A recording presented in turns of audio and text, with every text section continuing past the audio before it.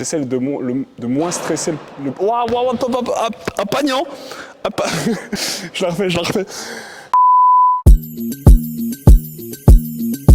Bonjour à tous, c'est Dimitri Radnik, poste 2, numéro 0, j'ai 25 ans, première année à Champagne. J'en ai deux classiques, j'ai le DIM ou la RAD. On m'appelle beaucoup la RAD en ce moment, donc voilà.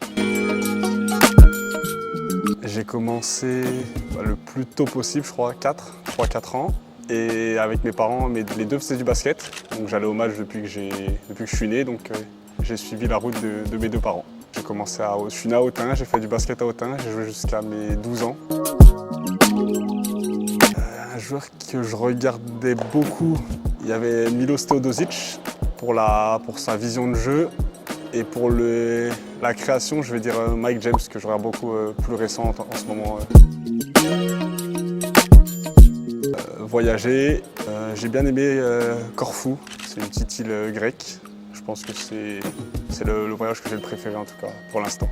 Je regarde beaucoup de séries, La Casa de Papel, Prison Break.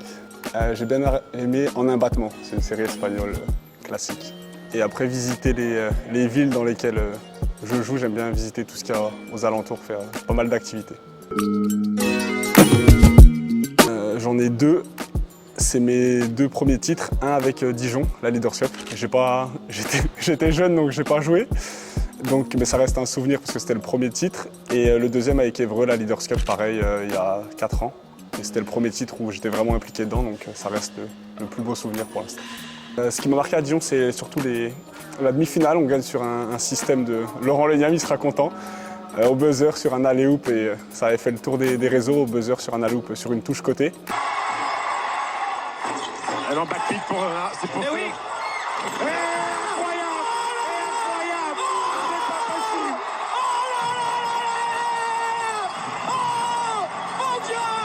Et puis après la finale, pareil, ça s'est joué sur des actions décisives à la fin.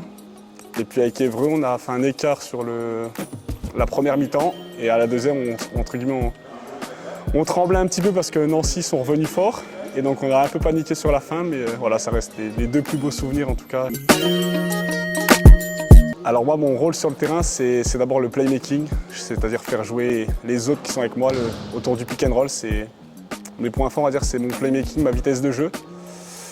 Après, je suis quelqu'un qui apporte aussi pas mal de défense. Je peux être agressif sur ce secteur-là. Et je pense que c'est pour ça que Vincent m'a contacté cet été. Je l'ai connu à Dijon pendant 4-5 ans. Et donc, quand on s'est eu au téléphone, ça s'est fait assez naturellement sur les raisons de pourquoi il me voulait et moi, la raison pourquoi je voulais venir à Champagne aussi. Vincent a été un grand artisan de tout ça, donc je suis très content d'être venu et vous allez me découvrir très vite. Non, mon rituel d'avant-match, honnêtement, j'en ai pas forcément. Je pense que la chose que je fais le plus, c'est de rigoler le plus possible, de me détendre, d'écouter de la musique. Avec Maëla, bien sûr, bien évidemment.